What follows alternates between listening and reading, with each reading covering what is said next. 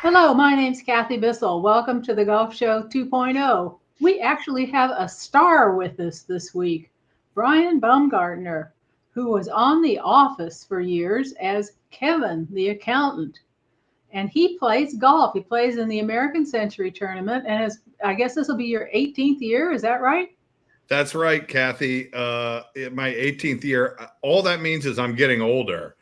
Uh, but no, I love it. It is now carved out of my calendar every year for me to be there. I love being there and have a great time. Brian, how do you keep getting invited back? Well, I think Gary, knowing why you were invited to begin with is the most helpful. Look, I try my best. I love golf. I love playing golf, but this is an official event. This is a Yes, This is a purse tournament, and right. so because of that, there's no handicap. So look, I could play the best golf I've ever played in my entire life, and I'm not going to win. I know that. When you've got guys like Marty Fish who are shooting 62, a course Yeah. record a couple of years ago during the tournament.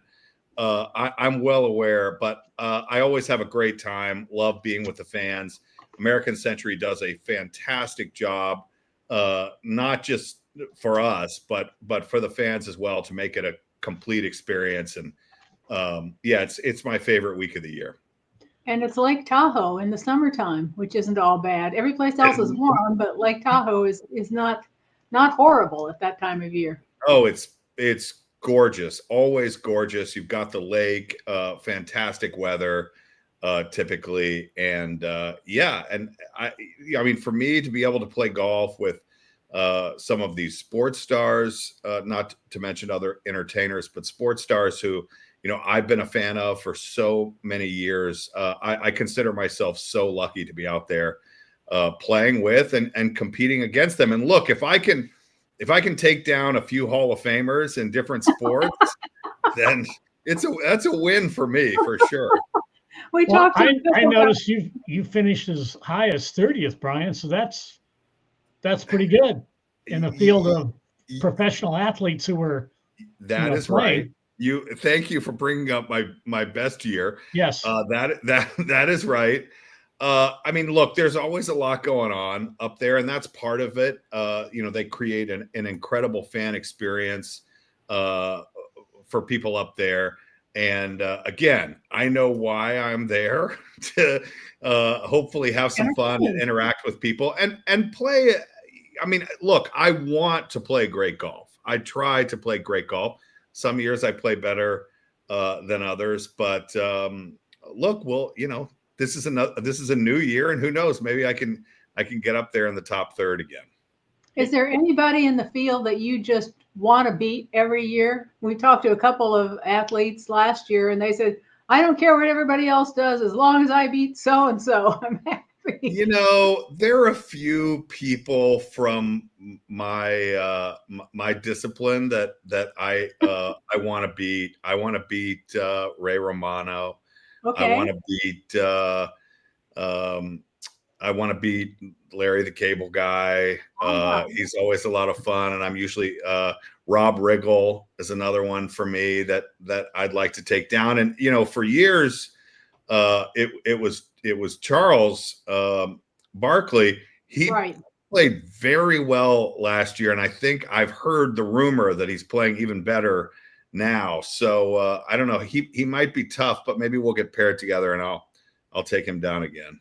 You'll crush Well, him. have you considered having a big party the night before and getting those guys just lotto so to help your chances? I mean, it doesn't seem to work with a lot of them. I'll be honest with you. They've been in training for that. Unfortunately, if I'm throwing a big party, that means I am there as well. So I don't know that it really gives me, unless I threw a party and I went to bed, I don't know that it would help me that much. Well, you got to be like Sinatra and have your drink watered down while everybody else's are, full double strength. That's a really good plan, Gary. I'm not good at that plan, but I'll maybe I'll try this year. tell us about how you got started in golf. Were you a kid? Was it later? I was going to make a joke that you went to Southern Methodist University, and no doubt we're on the golf team with Payne Stewart, but I Yeah. think we've established you're not a college golfer. But tell us how you got started. Where do you play now? How do you even have time to play much? Yeah, I think I was probably slotted in there right in between Payne Stewart and Bryson DeChambeau there at SMU, Oh. but I wasn't on the team. I didn't play as a kid. We were actually I grew up in Atlanta, Georgia, and we were a tennis family. My dad was big tennis player. So I did actually play tennis in high school, and I just never played golf. I mean, we were a member of a tennis club there that had a golf course. I never played. I never played. I think I played once when I went back after I started playing, but that was pretty early on. I graduated, never played through college, graduated from SMU, and I was doing theater.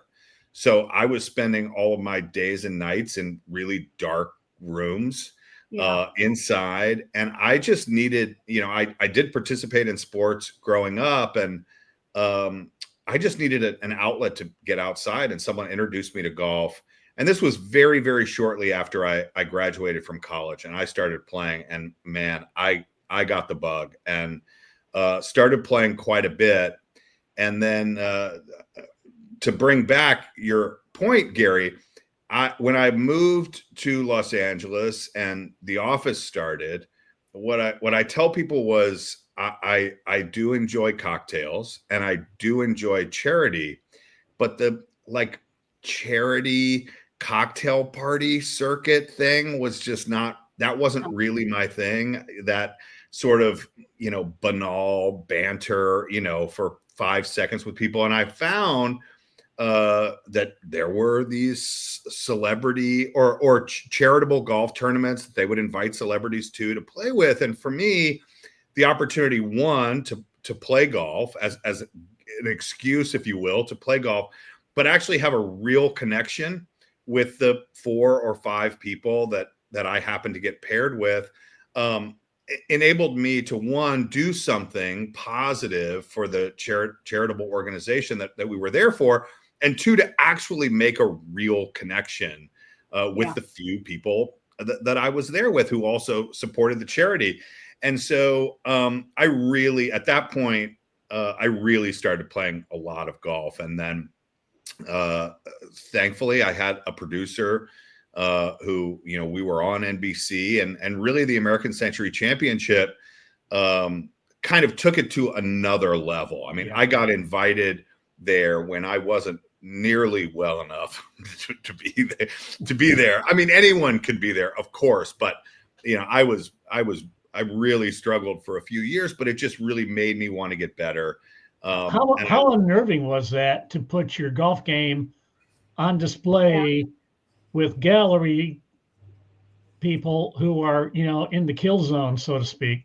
Oh, it's not a joke. And people, I think because a lot of the people, I mean, I would say at the American Century, you have sort of a great mix with the fans. Like, some are just, they're there to see X celebrity. They're a fan of The Office, or they're a fan of the Green Bay Packers, and so they want to see Aaron Rodgers up close, or they want to see John Elway, or back in the day, Michael Jordan played every year. And so there's that. And then there are other people who are golf fans and want to see good golf, and maybe they go to other tournaments. And I'm telling you, they come really tight into the ropes there, like way tighter than they should be. And still there's a spot. I haven't talked about this publicly, I don't think, but on the first tee, particularly the first day, I think a lot of the gallery kind of congregates around there. They want to see people for the first time tee off, and they have 1 and 10, which we tee off 1 and 10, but they're right next to each other. So you can kind of watch. If you want to see everybody, you can see everybody by just sort of camping out there. And there's a spot off of 1 or 10. I actually can't remember at the moment what it is, but and there's a road that goes in between But that they have to rope off when you're hitting, right? When the tee shot, so you're getting ready to hit, and they rope people off. Well, right where they rope people off on this one hole, there's also a tree, and so people sort of congregate around this tree, and then there's additional people who have gotten roped off, so they have to stand there, and it's right in the spot that if you're feeling a little nervous and you don't finish your swing and you block it right, it's going. That would never happen. But it's going right there. So it's going right there. And on the left, there's water. So that first tee shot, particularly on the first day, which is like, God, I really can't hit this left, but you better finish your swing or you're going to have people scatter. And to start the tournament with people scattering is not the way you want to start. So there's some nervousness there, but interestingly, because there are holes, I don't know how familiar you are with the event, but 17 there is sort of the Tahoe equivalent of 16 at the Phoenix Open. You've got the beach and the boats and the bikinis and the beer everywhere. There's a huge gallery on 17. And interesting, I don't always hit a great shot, but those holes where there's a lot of people, 18, there's a lot of people, I typically play better, right? Like typically that focuses me in. But because I'm not a professional golfer and because I'm easily distracted and probably just don't have the physical and mental fortitude to, I think it's Phil Mickelson who talks about, like, he's just trying to stay focused 95, I think was his number, % of the round, because it's very difficult over 4 or 5.5 hours to stay focused. And so I think for me, like, I'll breathe a sigh of relief when I get through those holes where there's a lot of people. And then that's when the wheels can come off. Because then now we're in the middle of the golf course, back on 4, which is a par 5. There's not a lot of people around. And so you don't sort of focus, you don't sort of finish your swing, pick out your spot, have the right swing, because you're just sort of like, oh, okay, I got through that and I didn't kill anybody. And okay, maybe I played kind of well. And then suddenly the wheels come off. And look, try as I might, that for me there at that event and those in there and a couple of the other tournaments, that for me is the most difficult thing was, you have a bad hole there and it's Stableford, right? So it's a double bogey max. Just forget it. Yeah. You got to forget. I can't forget it.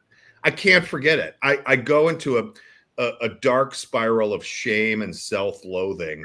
And that's where I get in trouble, because then one bad hole becomes 2, becomes every 3. golfer in the world, same problem. And that for me is the most challenging thing. And typically that happens on those holes. You get to that hole where the big crowd is. It's like they flick the lights on, the director says action, and you hit your cue. Yes. And when it's over, when he says cut, then you have a letdown. That's right. On the holes and where there aren't as many people. So it kind of seems normal. Here's a question I like to ask people, because it's a hard one, but what's the most memorable golf shot you've ever hit anywhere, and what made it memorable? It was there. It was at the American Century Championship. It's hole 7. And I don't know, I think it feels like everybody saw the viral video where Steph hit the hole-in-one on 7. This was Steph Curry 2 years ago, ended up propelling him to win the tournament. This is many, many years ago. I hit the opposite stretch, actually. So on hole 4, I made eagle from 150 yards from the fairway. Wow. And then I on 5, I hit one, which is a par 3. I hit it in very close, and I think I just made par. 6, I don't remember, but 7. So I was on this like very positive stretch, and 7, I hit one that hit, rolled, jiggled the pin, and was an inch. Like it, and the John Miller, the amazing head of NBC Sports, who he created this event. He said to me right after, he said, if the pin is not in, it's in the hole. Right. And that, I think I made, I don't know, like number 4 on ESPN's like top, like that I am on ESPN on a top play of the day, that shot. And I'll tell you, this is the difference between me and everyone else. I had a 2-incher. I mean, like literally it was right there. That was the most nervous I've ever been over any putt in my entire life. I was about to ask if you made the putt, but I didn't want to have the answer. It was so close that it was impossible not to. But if there was any chance, to miss it, I probably would have. But that was that was, and I have a hole in one, long ago at not at a televised event. But that's the most memorable, the greatest golf shot I think. So that video is probably still lives on the internet somewhere, doesn't it? It's out there somewhere, I'm sure. You should be retweeting it once a month. Just to psych up for the next tournament. That's just right. Retweet it. Get yourself in the right frame of mind. If it makes you feel any better when you're on the tee, I once covered the used to be the Bob Hope tournament, and it may have been the Bob Hope Chrysler. And Hope was still alive, and he was playing with 3 presidents and Scott Hoke. Oh, wow. That was their group, okay? And so everybody, the Secret Service is out there and all kinds of things, because they've got Bill Clinton, Gerald Ford, and who was Bill Clinton, Gerald Ford. One of the Bushes? Yes, Bush 41. Yeah, the older Bush. Yeah, and so... And there are always these stories about how Gerald Ford would hit people. Well, sure enough, he clocked some lady right in the head. Oh, he felt so badly. And they asked us not to show stuff like that. And so I'm putting a package together. And of course, I didn't show it. But of course, somebody from NBC, they had to find that shot and put it slip it in the middle of the stuff. So next time you're on a tee, you just remember that President Ford actually endangered somebody's life, but they got up and walked away. I don't know if they had stitches. The people who were there would be honored to get tattooed by any of the celebrities. It's an honor. It's a badge of honor. Look at it that way. Just sign the ball or give them a glove or something. I know. They go away happy. I know. It's just, and that's the thing is I watch golf, obviously, and I'm not going to mention just to put it out in the universe, but you see shots and specifically putts that maybe don't fall, that's worth a lot more, and it's what they do for a living. It doesn't matter. It doesn't make you feel any better when you miss like a 2.5 footer. It's it doesn't matter if nobody sees it, if you're not around any place. That's exactly right. You're exactly right. At you. It's great to have you here in person, so it gives people another reason to watch the American Century Championship on NBC. But we got to ask you a couple of things about your day job. My research says you were in a scene in the original Ghostbusters that got cut from the movie. But you can guess on one of in the later video, you can get it. What is there a story behind that scene getting cut? Was it a big scene, a small scene? So it was not the original one. This was one of the reboots. And if you ask me what the name of it right now, I'm not going to be able to pull it. But yeah, it was an experience I don't think like I've ever had in my life, which was this moment by me happened in the absolute climax of the movie. You've got ghosts and things swinging and things blowing up and shooting the lasers and all of this stuff happening, and then taking place in a hotel. And I walk out in my bathrobe and say a version of what's going on. Yeah. And then I get like thrown into the, whatever. because it's the climax of the movie, I was there. I was in Boston, Massachusetts. I think for like 3.5 weeks. And I mean, this is the smallest moment that you could ever imagine being in a movie. And the whole time I went, I don't know if this is really going to make it, because it was a joke that stopped the climax. And then it got in the way. It's like, here's Yeah. Brian with a joke, and then we go back to like all the stuff that is actually important. And sure enough, I got a very nice phone call from the director, who said, "I'm sorry, we're going to release an extended cut, but blah blah blah." And so, yeah, that's that story. But I spent a lot of time in Boston. And I think there was also it was a very rainy season too. So that's partly why it was like they had to shoot from so many angles. And then also they had gotten late because of weather. So anytime there was a sunny day, we were on a stage. Anytime there was a sunny day, they were like, okay, well, we need to go and shoot this other thing. So Brian, just hold tight. Anyway, I was there a long time and didn't make it.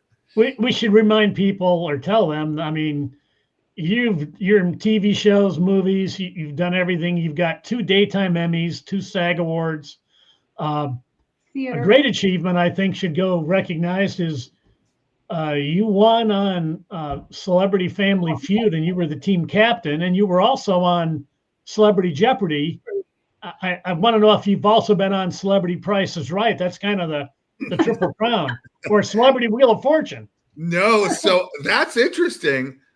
I'm probably not supposed to say this, but I got invited. So I think you're right. The 3 Family Feud was a long time ago. We were filming The Office, and yes, we won a lot of money because we won, and then we won again, and then we won like the big money thing. I want to say it was $50,000 when we gave it. We were playing for The Office, and we gave it to a local Scranton charity at the time, which was famously where our show fictionally took place.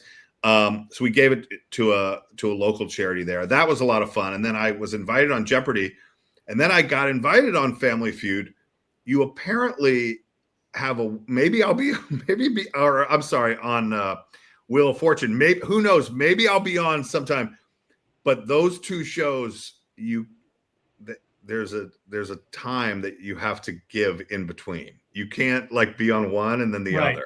Oh, this is a thing. So yeah, I have not. I saw a bunch of my castmates were just on the Wheel of Fortune not too long ago. So anyway, it's a lot of fun, and being able to do those things for charity makes it worth it. What's scarier, having your golf game on display in front of people, or having your knowledge on display on global television?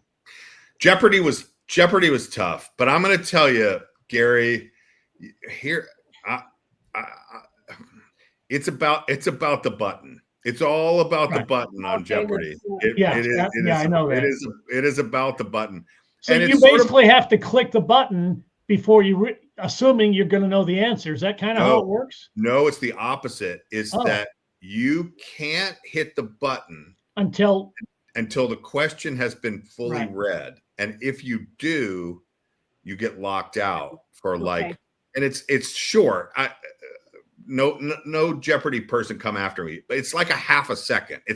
A half a second when everyone's trying to buzz, you're not gonna get it. So but you barely have time to even think if you know the answer. You have to just be confident. Yeah, but sometimes sort of right away where the question is going, but you have to wait until it's actually bringing it back to golf.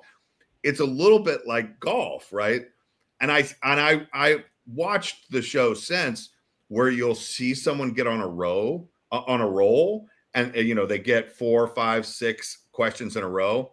See, I know now it's not that they're the only person who knows the answer to those questions. Yeah. It's that they're in a good rhythm. Right.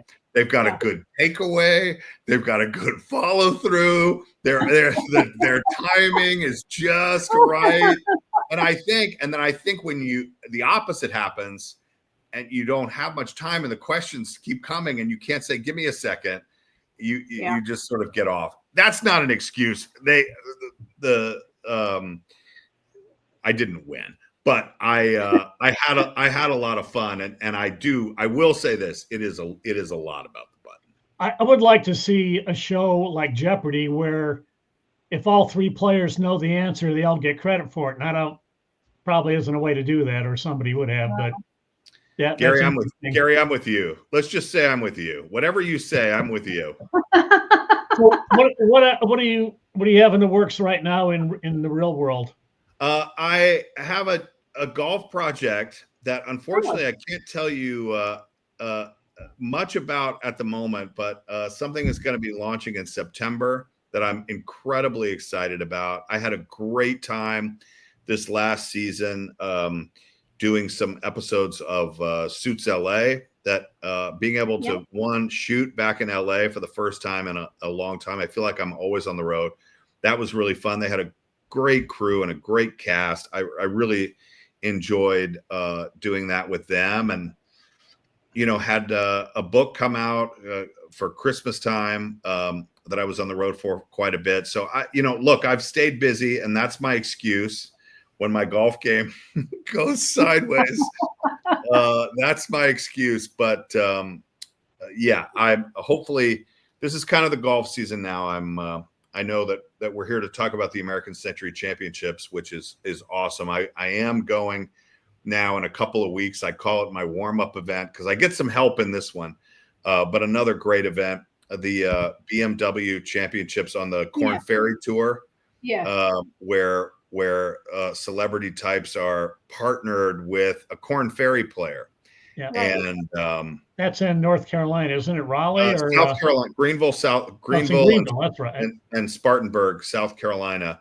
That's really, really cool because over the years, either as a partner or or paired in the same foursome, got to play with Max Homa before he when he was on the Corn Ferry Tour. He became Max Homa.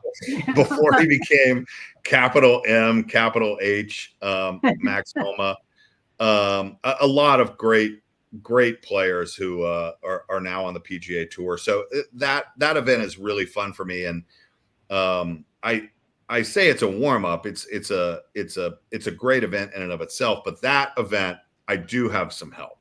I do have, if my brain decides to take a hole off, I've got a professional golfer who we can use their score instead of mine. That's the challenge of the American Century, right? It's just me, and there's nowhere for me to hide. That's right. So, well, please, when you get your project started or to where you can talk about it in September, let us know, because we reach out. We'd like to subject you to this again. Yeah. And then you can tell us what happened at the American Century. That's right. Are you in the new Happy Gilmore movie? And if I'm not in the new. No, it is not the new Happy Gilmore movie. How did they not cast you in that? That's a good guess. I don't know. I should give them a call. I think that there was some conversation, but no, I'm not. Yeah, is anybody from that cast in the American Century? Because there's somebody, Chris McDonald playing. You got to beat him, Shooter McGavin. He has, and yes, I can beat him. Okay. Or I have played with him for sure. Someplace I think he plays there, or he has in the past. Yeah, that one is a lot of fun. I just played this last week.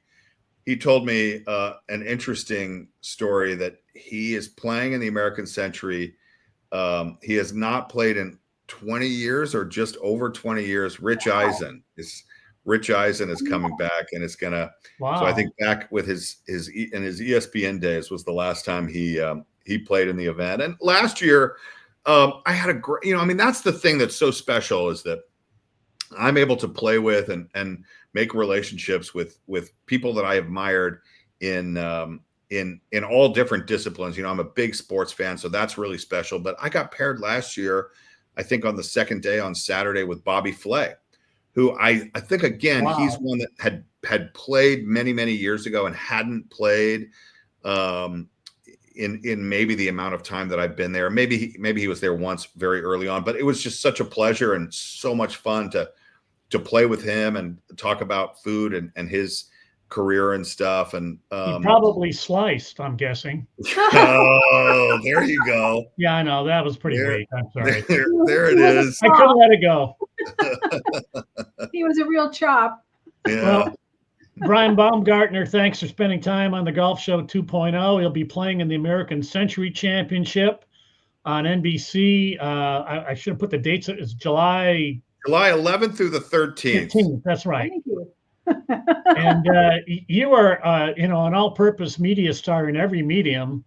So it's, people should go to Wikipedia or look you up and see how many things you've done. They've heard your voice and some animated things, and you're having a great run. So keep it up, and thanks for being here today.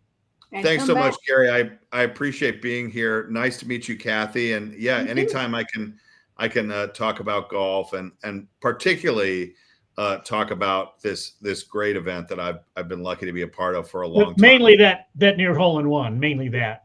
Mainly. Mainly that. Thank you, Brian. Thanks, Gary.